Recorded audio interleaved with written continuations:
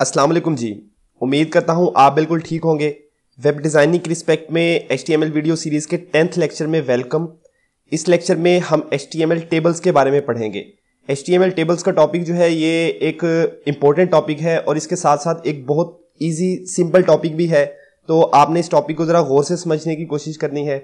सबसे पहले मैं आपको स्लाइड से इसे अच्छी तरह से समझाऊंगा कि टेबल्स क्या हैं, टेबल्स को हम कैसे क्रिएट करते हैं और इसके बाद हम प्रॉपर वे में इसे कोडिंग सेशन में भी अचीव करेंगे। चलें जी, इस लेक्चर को स्टार्ट करते हैं। यहाँ पे मैंने टेबल्स की डेफिनेशन राइट कर रखी है, मैं अभी आपको पढ़ के सुना देता हूँ कि the arrangement of rows and columns used to keep important data और इंफॉर्मेशन, यानी कि रोज एंड कॉलम्स की ऐसी अरेंजमेंट के जिसे यूज करते हुए हम इंपॉर्टेंट डाटा या इंफॉर्मेशन को स्टोर कर सकते हैं, इसे टेबल्स कहते हैं। यहाँ पे कुछ ऐसी सिचुएशंस भी मेंशन की है मैंने कि जिनमें हम टेबल्स को यूज कर सकते हैं। लाइक अगर हमने स्टूडेंट्स से रिलेटेड इंफॉर्मेशन स्टोर करनी है तो तब भी हम टेबल्स को यूज कर सकते हैं। अगर हमने एम्प्लॉयज की इंफॉर्मेशन स्टोर करनी है तब भी हम टेबल्स को यूज कर सकते हैं। और इसके साथ साथ अगर हम प्रोडक्ट से रिलेटेड इंफॉर्मेशन को स्टोर करना चाहते हैं तो इस सिचुएशन में भी हम टेबल्स को यूज कर सकते हैं। यहाँ पे टेबल का सिंटैक्स आप देख सकते हैं। टेबल का सिंटैक्स बहुत सिंपल है। जैसे बाकी टैग्स हम राइट करते हैं इसी तरह हम टेबल टैग को यूज करते हैं। सबसे पहले हम स्टार्टिंग टैग राइट कर देते हैं, इसके बाद हम जो है वो क्लोजिंग टैग राइट कर देते हैं। टेबल टैग को राइट करने का मतलब ये हरगिज नहीं है कि हम टेबल टैग को राइट कर देंगे और ऑटोमेटिकली एक टेबल क्रिएट हो जाएगा। नहीं, ऐसा बिल्कुल नहीं है।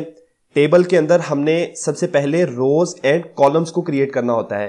टेबल टैग राइट करने का मकसद ये है कि हम एक टेबल क्रिएट करना चाहते हैं। इसका मकसद ये नहीं है कि टेबल ऑटोमेटिकली क्रिएट हो जाएगा। टेबल टैग के अंदर हम सबसे पहले रोज को क्रिएट करते हैं, यानी कि हमने रो को क्रिएट किया, इस रो के अंदर हम कॉलम्स को क्रिएट करते हैं। तो इस तरह से हम टेबल्स को क्रिएट कर सकते हैं। अब यहाँ पे बात कर लेते हैं जी रोज की, के रो को टेबल में कैसे क्रिएट करते हैं। देखें जी, TR टैग हमारे पास यूज होता है जिसकी मदद से हम रो को क्रिएट करते हैं एक टेबल के अंदर। यहाँ पे आप सिंटैक्स में देखें कि हमने टेबल टैग को स्टार्ट किया और टेबल टैग को क्लोज कर दिया। इट मींस कि हम एक टेबल क्रिएट करना चाहते हैं। इसके बाद हम TR टैग राइट करेंगे और TR टैग को क्लोज कर देंगे। इस TR टैग को राइट करने का यहाँ पे मकसद ये है, इसका मतलब ये है यहाँ पे TR टैग यहाँ पे ये इंडिकेट कर रहा है कि हमने एक रो को क्रिएट कर लिया है, यानी कि हमने टेबल क्रिएट किया, हम टेबल क्रिएट करना चाहते हैं और इसके अंदर हमने एक रो को क्रिएट कर लिया। अब इस रो के अंदर हम जितने भी कॉलम्स क्रिएट करना चाहते हैं हम उन कॉलम्स को क्रिएट करेंगे। तो मैं आपको ये भी बताता हूं कि कॉलम्स को कैसे क्रिएट कर सकते हैं एक रो के अंदर। तो यहाँ पे आप देखें जी, दो टैग्स हैं हमारे पास, TH tag and TD tag. इन दोनों टैग्स को हम रो के अंदर कॉलम्स को क्रिएट करने के लिए यूज करते हैं। मैं आपको रिपीट कर देता हूं कि TH एंड TD टैग्स को हम एक रो के अंदर कॉलम्स को क्रिएट करने के लिए यूज करते हैं। TH एंड TD टैग दोनों ही जो है वो कॉलम्स को क्रिएट करते हैं, लेकिन इनमें डिफरेंस ये है कि TH टैग के अंदर हम जो कंटेंट लॉक करते हैं वो हमें हेडिंग शेप में डिस्प्ले हो रहा होता है, वो हमें जरा बोल्ड डिस्प्ले हो रहा होता है।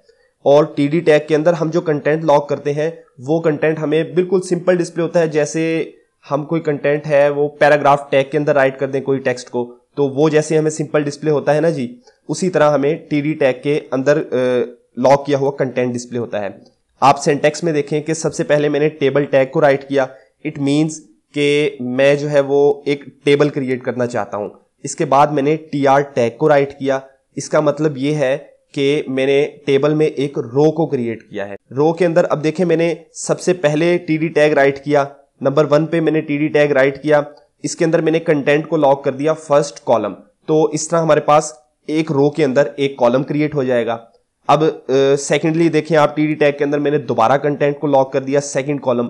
अब एक रो के अंदर सेकंड कॉलम की मदद से जो है वो दूसरा कॉलम डिस्प्ले हो जाएगा, हमें दूसरा कॉलम डिस्प्ले होगा और उसके अंदर हमें कंटेंट डिस्प्ले होगा सेकंड कॉलम।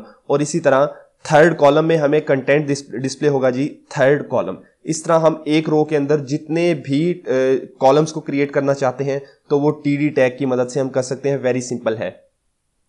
अब यहाँ पे मैंने कुछ इंपॉर्टेंट एट्रीब्यूट्स राइट कर रखे हैं। आप देख सकते हैं टेबल टैग के एट्रीब्यूट्स में मैंने यहाँ पे राइट कर रखे हैं और इसके बाद जो है मैंने TH एंड TD टैग्स के कुछ एट्रीब्यूट्स भी यहाँ पे राइट कर रखे हैं। मैं इन्हें बारी बारी आपको समझा देता हूँ कि विड्थ एट्रीब्यूट की मदद से हम अपने टेबल की विड्थ को डिफाइन करते हैं। हाइट एट्रीब्यूट की मदद से हम अपने टेबल की हाइट को डिफाइन करते हैं। बॉर्डर एट्रीब्यूट की मदद से हम टेबल को विजिबल करते हैं।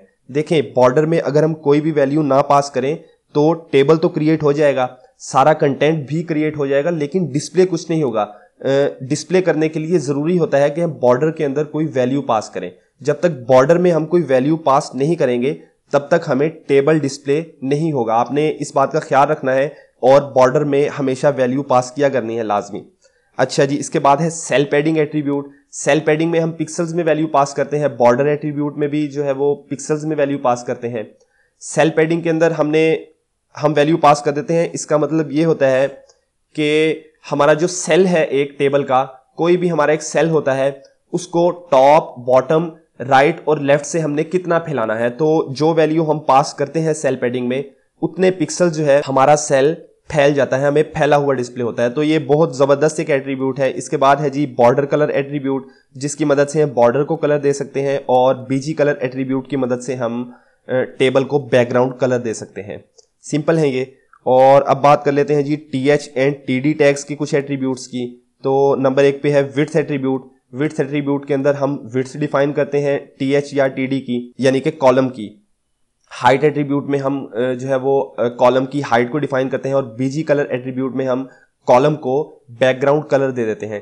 टेबल में जो हम बीजी कलर यूज करते हैं, इसका मतलब होता है कि हम पूरे टेबल को बैकग्राउंड कलर देंगे, और TH या TD में हम जो बीजी कलर यूज करते हैं, इट मीन्स कि हम कॉलम को कलर देना चाहते हैं या सेल को कलर देना चाहते हैं। तो चलें, कोडिंग सेशन की तरफ बढ़ने से पहले मैं एक और आपको पेंट में जाके जो है वो टेबल्स को समझाने की कोशिश करता हूं। तो मैं समझता हूं कि इस तरह से आप टेबल को ज़्यादा मज़ीद बेहतर तरीके से जो है वो आप समझ जाएंगे। तो देखें, सबसे पहले हम क्या करते हैं, सबसे पहले हम टेबल टैग राइट करते हैं, स्टार्टिंग टैग राइट करते हैं। Just a minute,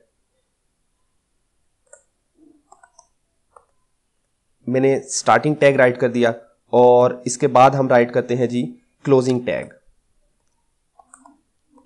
starting and closing tag write करने का मकसद यह है कि हम एक टेबल को क्रिएट करना चाहते हैं। मैंने अभी आपको बताया कि टेबल टैग को हम राइट करते हैं टेबल को क्रिएट करने के लिए। टेबल टैग के अंदर हम सबसे पहले क्रिएट करते हैं रो को। हम एक से ज्यादा भी रोज, जितनी हमें जरूरत होती है उसके मुताबिक हम रोज को क्रिएट कर सकते हैं, नो इशू। मैं यहाँ पे आपको एक रो ही यूज करके दिखाऊंगा, यानी कि एक रो के अंदर ही कंटेंट मैं आपको राइट करके दिखाऊंगा। तो अगर आप उसे समझ जाएंगे तो आप जितनी मर्जी रोज को राइट कर सकते हैं, नो इशू, इसमें तो कोई इशू वाली बात नहीं है। TR टैग का मैंने आपको बताया कि रो को क्रिएट करने के लिए हम TR टैग यूज करते हैं। तो मैंने ये स्टार्टिंग टैग राइट कर दिया, और यहां पे मैंने क्लोजिंग टैग राइट कर दिया। अब इसका मतलब है जी कि हमने टेबल के अंदर एक रो को क्रिएट कर लिया। ओके हो गया जी। अब ये देखें,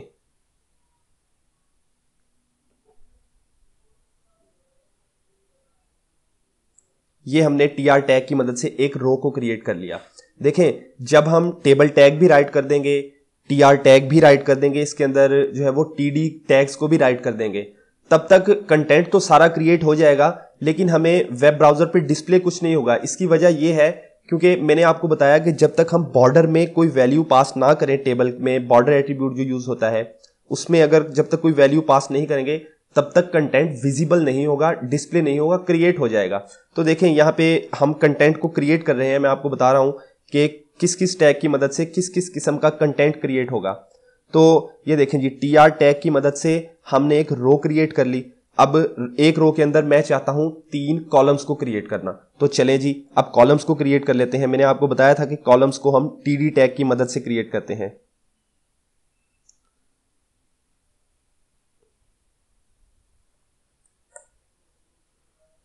ये मैंने TD टैग को स्टार्ट किया और TD टैग को मैंने क्लोज कर दिया, और इसमें मैं कंटेंट को लॉक कर देता हूं जी फर्स्ट कॉलम। इस TD टैग की मदद से हमारे पास एक कॉलम क्रिएट हो जाएगा। इस कॉलम के अंदर हमें वही कंटेंट लिखा हुआ नजर आएगा जिस कंटेंट को हमने TD टैग के अंदर लॉक किया है। मैंने यहाँ पे फर्स्ट कॉलम को लॉक किया है, तो हमें फर्स्ट कॉलम के अंदर ये टेक्स्ट लिखा हुआ नजर आएगा। अब मैं चाहता हूं कि मैं इस रो के अंदर, एक ही रो के अंदर, यानी कि मैंने एक कॉलम तो क्रिएट कर लिया, अब मैं चाहता हूं कि मैं एक और कॉलम को क्रिएट करूं। तो एक और कॉलम को क्रिएट करना भी वेरी सिंपल है। मैं एक दफा फिर TD टैग को राइट कर दूंगा यहाँ पे, ये मैंने टीडी टैग को स्टार्ट किया, मैंने इसे क्लोज कर दिया। इसमें मैं कंटेंट लॉक कर देता हूं जी सेकंड कॉलम। अब देखें मैंने यहां पे कंटेंट लॉक कर दिया सेकंड कॉलम, तो यहां पे हमारे पास एक और कॉलम क्रिएट हो जाएगा। इसके अंदर कंटेंट हमें लिखा हुआ नजर आएगा जी सेकंड कॉलम, क्योंकि इस कंटेंट को अभी अभी मैंने सेकंड टीडी टैग के अंदर लॉक किया है। तो इस तरह हमारे पास एक दूसरा कॉलम भी क्रिएट हो जाएगा और इसमें कंटेंट लिखा हुआ नजर आएगा सेकंड कॉलम।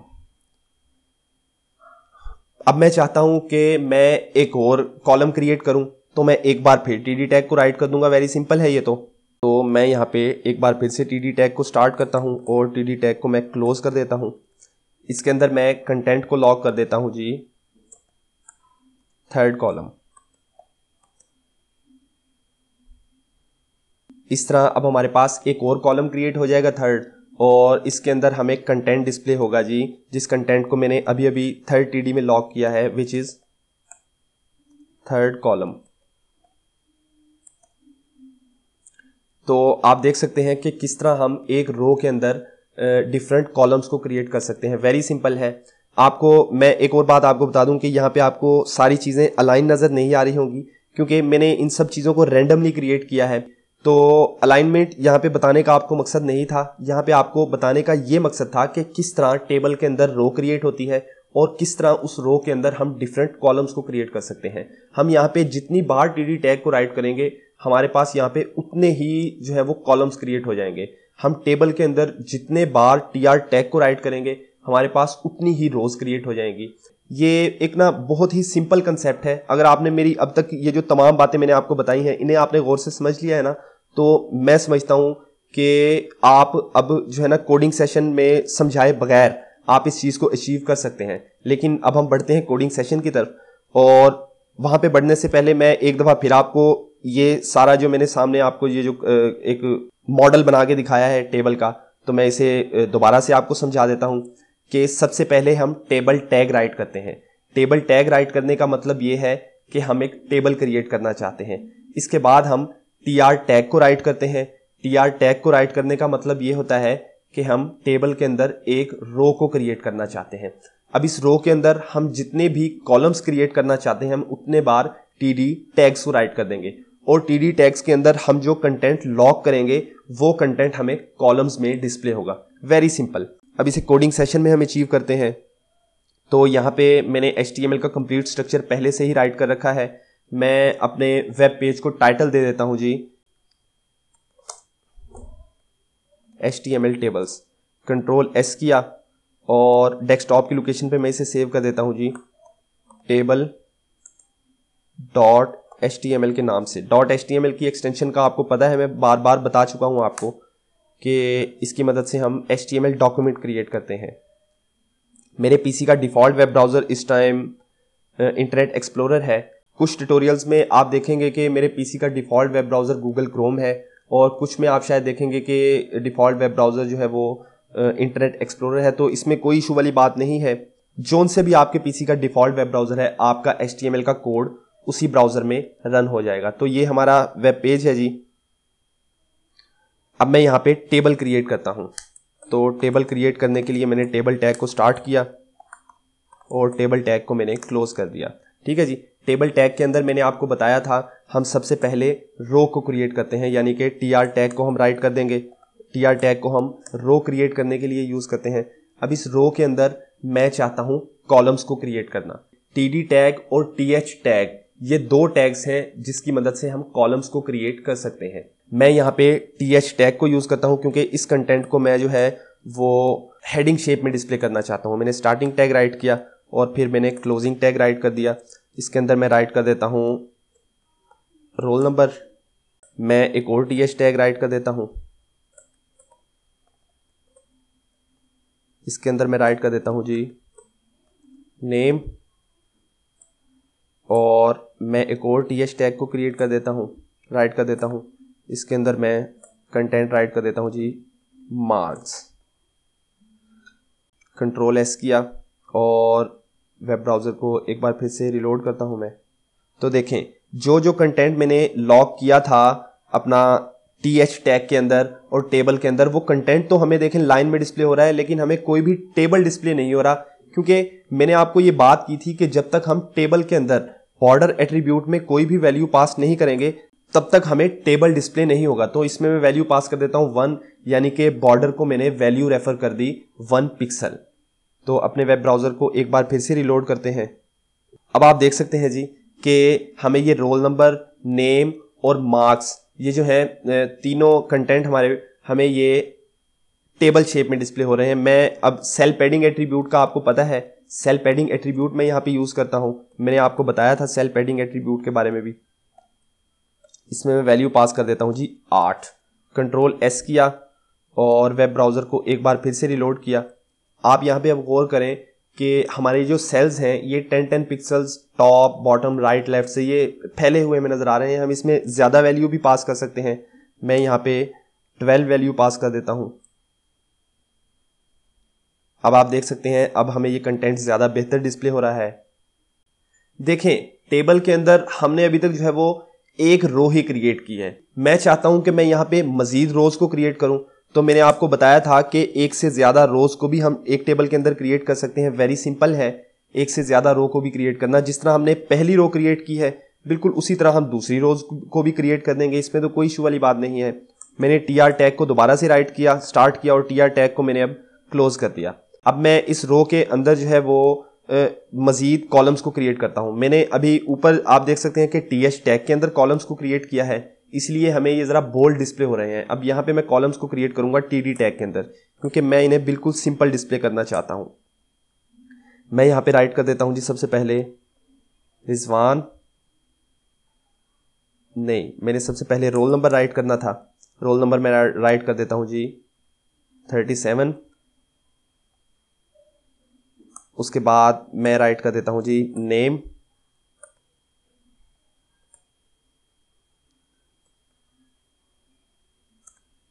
रिजवान, और इसके बाद मैं राइट कर देता हूं जी मार्क्स। मैंने कंट्रोल S किया और वेब पेज को एक बार फिर से रिलोड कर लेते हैं हम। आप देख सकते हैं कि अब यहाँ पे दूसरी रो भी क्रिएट हो चुकी है और उसके अंदर हमें वही कंटेंट डिस्प्ले हो रहा है जिस कंटेंट को हमने कॉलम्स के अंदर राइट किया है। ऊपर जो हमने कंटेंट राइट किया था, सॉरी यहाँ पे थोड़ी सी एक मिस्टेक है, मार्क्स के अंदर मैंने यहाँ पे मार्क्स राइट कर देने थे। मैं राइट कर देता हूँ 79। जो कंटेंट हमने पहली रो के अंदर क्रिएट किया है वो कंटेंट हमें बोल्ड डिस्प्ले हो रहा है, क्योंकि इस कंटेंट को हमने TH टैग के अंदर लॉक किया है। और सेकंड रो में जो कंटेंट हमें डिस्प्ले हो रहा है वो बोल्डर नहीं है, सिंपल टेक्स्ट डिस्प्ले हो रहा है, क्योंकि इस कंटेंट को हमने TD टैग के अंदर लॉक किया है। इस कंटेंट को मैं कॉपी करके एक बार फिर से पेस्ट कर देता हूं और मैं यहाँ पे क्योंकि एक और रो क्रिएट करना चाहता हूं, मैं यहाँ पे राइट कर देता हूं जी रोल नंबर, कोई भी मैं यहाँ पे रोल नंबर राइट कर देता हूं। लाइक मैंने यहाँ पे रोल नंबर राइट कर दिया 15। नेम दे देता हूं जी मैं आयशा और मार्क्स में दे देता हूं 93। कंट्रोल S किया और वेब पेज को अपने को हमने एक बार फिर से रिलोड किया, तो आप देख सकते हैं कि रोल नंबर अब हमें 15 डिस्प्ले हो रहा है, नेम आयशा डिस्प्ले हो रहा है और मार्क्स हमें डिस्प्ले हो रहे हैं जी 93। तो यकीनन टेबल्स को आप अब समझ गए होंगे। बाकी एट्रीब्यूट्स को अब आप खुद यूज़ करें टेबल्स के, और जो है वो TH या TR के मैंने जितने भी आपको एट्रीब्यूट्स बताए हैं तो उन एट्रीब्यूट्स को अब आप खुद करें प्रैक्टिस, उनकी अच्छी तरह से उनकी प्रैक्टिस करें। तो इस तरह से आप टेबल्स को मज़ीद बेहतर तरीके से समझ जाएंगे। यहाँ पे मेन मकसद आपको यही समझाना था कि टेबल्स में रोज़ को और कॉलम्स को कैसे क्रिएट करते हैं। तो इस चीज़ को मैंने बेस्ट लेवल पे आपको जाके समझाने की कोशिश की है और उम्मीद करता हूँ कि इस चीज़ को आप समझ भी गए होंगे। इसकी बहुत ज़्यादा प्रैक्टिस की भी आपको ज़रूरत नहीं है, बस आपको इस चीज़ का पता लग जाए कि रोज़ को कैसे क्रिएट करते हैं और हम कॉलम्स को कैसे क्रिएट करते हैं। इस चीज़ का आपको पता लग जाए, 4-5 जो मेन एट्रीब्यूट्स हैं उन एट्रीब्यूट्स को आप यूज़ कर लें, उनका भी आपको पता लग जाएगा। बस ये टेबल्स का टॉपिक जो है वो एक सिंपल टॉपिक ही है, आसान सा टॉपिक ही है, तो इस तरह से आप इसे अच्छी तरह से समझ लेंगे। ओके जी, नेक्स्ट लेक्चर तक के लिए इजाज़त दें। अपना बहुत बहुत ख्याल रखें। अल्लाह हाफिज़।